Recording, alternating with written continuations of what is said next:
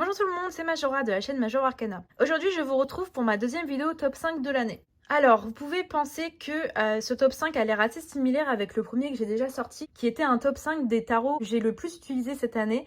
Mais en réalité, c'est pas exactement la même chose parce que là, je vais pas vous parler des tarots que j'ai le plus utilisés, mais de ceux que j'ai obtenus, en fait, que j'ai acquéris cette année, qui ont un petit peu marqué mon année. C'est pas forcément du coup ceux que j'ai le plus utilisé, mais ça fait quand même partie de tarots qui m'ont marqué et que j'ai beaucoup aimé en fait. Je trouvais qu'ils méritaient quand même leur place dans une vidéo à part parce que je pouvais pas les mettre dans la vidéo top 5 des tarots que j'ai le plus utilisés parce qu'ils font pas partie des tarots que j'ai le plus utilisés cette année. Mais je voulais pas non plus les laisser passer à la trappe parce que je trouve que ça reste intéressant de voir un peu ceux qui m'ont le plus marqué là pour mon année 2020. Comme la vidéo précédente, il n'y aura pas d'ordre particulier. Le premier ne va pas être celui qui m'a le plus marqué et le dernier celui qui m'a le moins marqué. Non, il n'y a vraiment pas d'ordre, mais il faut bien que je vous les montre. Alors, en tout premier, je vais vous parler du Specious Tarot. La boîte, en plus, elle est vraiment trop belle, là, comme ça, toute bleue, je la trouve vraiment magnifique. C'est un deck que j'attendais avec vraiment beaucoup d'impatience. Et au final, même si je ne l'ai pas utilisé autant que j'aurais voulu, disons que c'est un peu compliqué avec la quantité de tarot que je commence à avoir maintenant.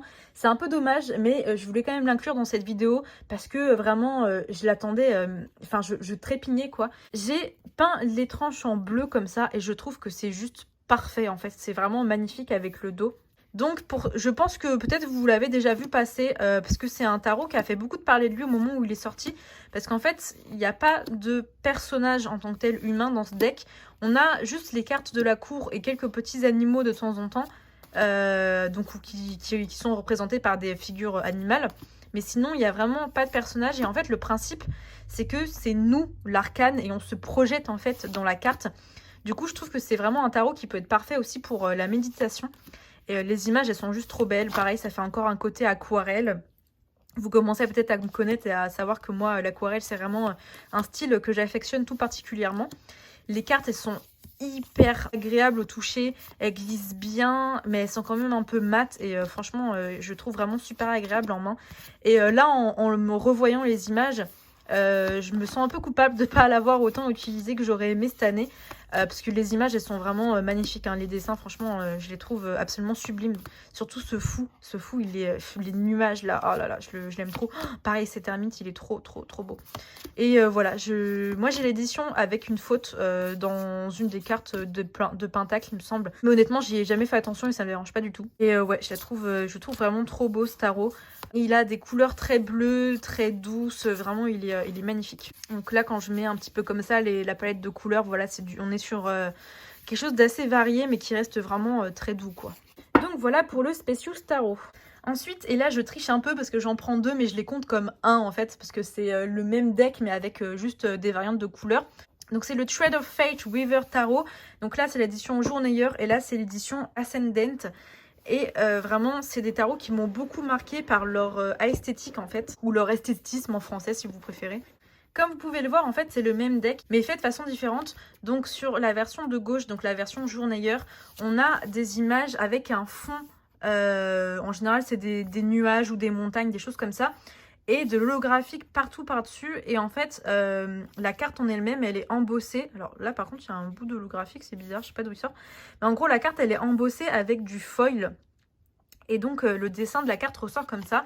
Alors que là, on a des images qui sont toutes noires. Et en fait, l'image de la carte, elle est embossée avec de l'holographique. Donc, c'est un peu inversé, sauf que bah, là, on n'a pas de noir et là, on n'a pas de doré.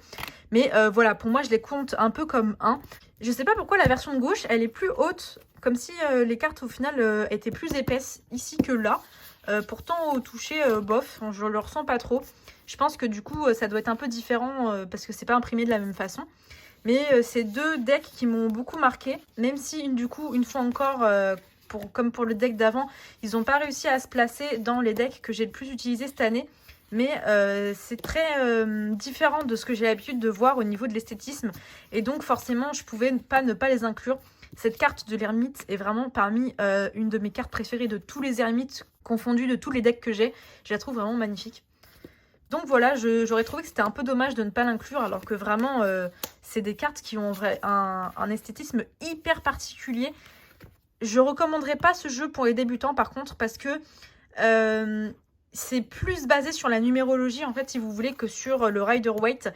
Et c'est un petit peu compliqué, en fait, de l'apprendre, en fait. Enfin, Pour un premier tarot, je pense que ça peut être un peu plus compliqué à apprendre. Après, bon, si vous voulez le prendre en premier tarot, vous faites comme vous voulez, hein, de toute façon.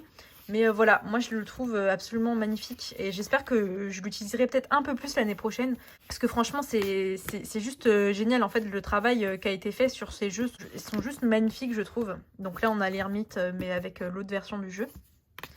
Moi je préfère quand même celle-ci, celle-là je la trouve peut-être un tout petit peu trop sombre pour moi. Mais voilà du coup c'est vraiment super de les avoir dans ma collection et je vais les garder hein, bien évidemment. Et donc je voulais absolument les inclure dans cette vidéo pour pouvoir vous en parler parce que ça aurait été quand même vachement triste. Surtout que même si je les utilise pas souvent, j'y pense quand même souvent à eux. Et voilà, donc je trouvais que c'était quand même vachement cool de vous les montrer en vidéo. Donc voilà pour The Weaver Tarot, donc l'édition journalière et l'édition Ascendant. Ensuite, parmi les tarots qui ont marqué mon année 2020, il y a le Darkwood Tarot. Et c'est le seul tarot mass market en fait qui est dans cette vidéo. J'ai longuement hésité avant de l'acheter et au final, franchement, je regrette pas du tout. En plus, le livret est vraiment hyper conséquent et super bien fait. Il y a d'ailleurs quelqu'un qui me demandait en fait il y a quelques temps sur Twitter de la conseiller en fait pour des decks pour acheter son premier tarot. Et je lui avais listé plusieurs tarots et elle est partie sur celui-là. Et je pense que pour un premier tarot, il peut faire vraiment très bien l'affaire. Alors comme vous pouvez le voir, j'ai fait les tranches de mon jeu en rouge. Alors par contre, ça déteint encore un petit peu. J'espère que j'aurai pas les mains toutes rouges à la fin de la vidéo. Parce qu'en fait, on est sur des couleurs qui sont très très ternes, très grises et vertes. Mais il y a très souvent une touche de rouge sur les cartes. Et je trouve que ça rendait vraiment super bien en fait de faire les tranches en rouge. Et je regrette pas du tout. Donc pourquoi est-ce qu'il m'a marqué? Et ben en fait tout simplement parce que on voit vraiment très peu de jeux mass market avec ce genre d'esthétisme.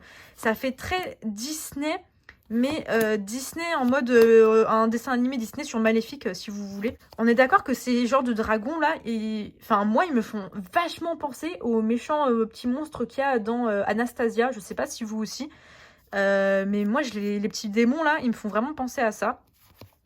Et du coup, je l'ai beaucoup utilisé évidemment autour de la période d'Halloween. J'adore cette carte, elle est superbe. Je suis vraiment super fan de ce travail de dessin, le style qui a été utilisé pour faire ces illustrations. Je le trouve vraiment super super beau. Et alors, il y a juste le dos. Moi, je suis pas hyper fan. J'aime pas quand il y a des écritures en fait au dos. Mais bon, après, c'est pas le cœur hein, du tarot. Et ouais, voilà, je sais pas, je trouve vraiment bien. La qualité des cartes est vraiment pas mal, hein. Franchement, pour un mass market, je m'attendais vraiment à pire.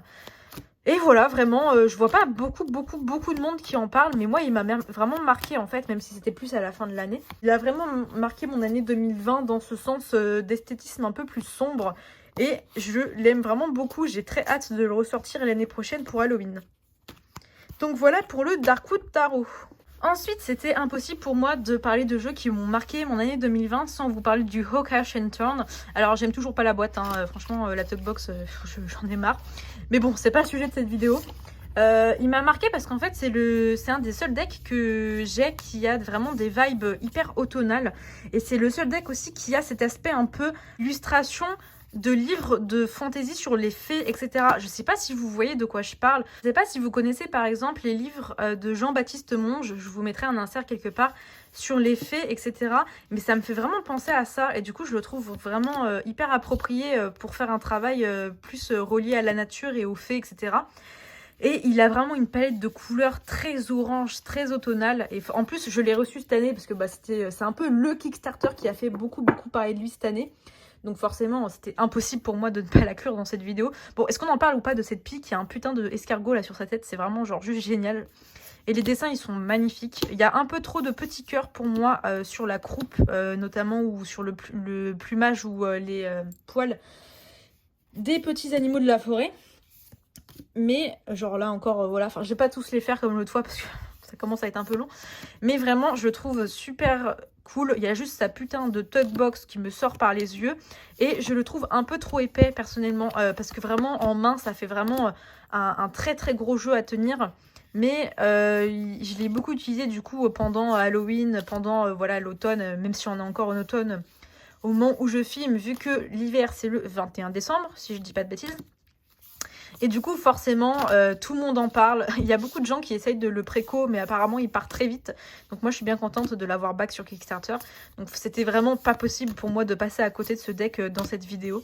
Donc voilà, il est ici, le voici, le voilà, le petit Occasion Torn que tout le monde adore, moi y compris. Et pour finir cette vidéo en beauté, un des decks qui a le plus marqué mon année 2020, c'est le Majestic Hearth Tarot, qui est un tarot qui a été out of print pendant très longtemps et qui a été de nouveau de retour en stock pendant un tout petit moment avec des copies qui étaient en fait censées être un petit peu abîmées. D'où là, les 3 traits c'était censé être par rapport au niveau de dégâts, si vous voulez, sur les cartes. Honnêtement, moi je le trouve pas vraiment abîmé, le mien, hein, personnellement. Genre, je sais pas, enfin, peut-être alors que c'est au niveau de la façon dont le foil est un peu parti sur les tranches. Je sais pas trop exactement, mais moi, je le trouve vraiment en très bon état pour un deck qui était censé être moins cher parce que un peu abîmé. Et on est sur vraiment un truc que j'adore, c'est les tableaux réutilisés pour faire des cartes de tarot. Je trouve que c'est vraiment des super bonnes idées. Je sais qu'il y a des gens qui sont pas toujours très fans, mais moi j'aime beaucoup. En plus là on est vraiment sur beaucoup de paysages et oh, c'est juste magnifique. Il y a quelques mots-clés en bas, ce qui peut un peu aider parce que des fois les tableaux c'est un peu compliqué de comprendre dans le contexte. Mais c'est un jeu qui est juste absolument incroyable, il est juste magnifique. Les couleurs, on est des fois sur des cartes comme celle-là, mais genre, oh, moi ça me transcende. Et en plus, on a toutes les infos concernant qui a peint ces tableaux dans le guidebook. Et ça c'est vraiment génial parce que moi j'aime bien en fait aller regarder en meilleure qualité sur mon PC les tableaux quoi. Et franchement, je le trouve vraiment super beau. Et j'ai de plus en plus envie d'avoir des tarots comme ça, basés sur des toiles de maître, si on peut dire ça comme ça, qui sont réutilisés pour faire des decks de tarot. Je trouve que c'est juste trop bien, comme ça leur donne une nouvelle vie en fait. Et moi j'adore ce jeu et j'espère qu'il est encore en stock au moment où je posterai la vidéo, mais franchement je suis pas sûre. Ah bah, le facteur a sonné, je viens de recevoir un colis. Donc vous avez droit à un petit unboxing surprise.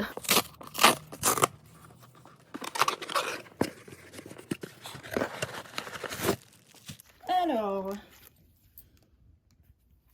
donc on a une petite note. C'était pas du tout prévu, mais bon.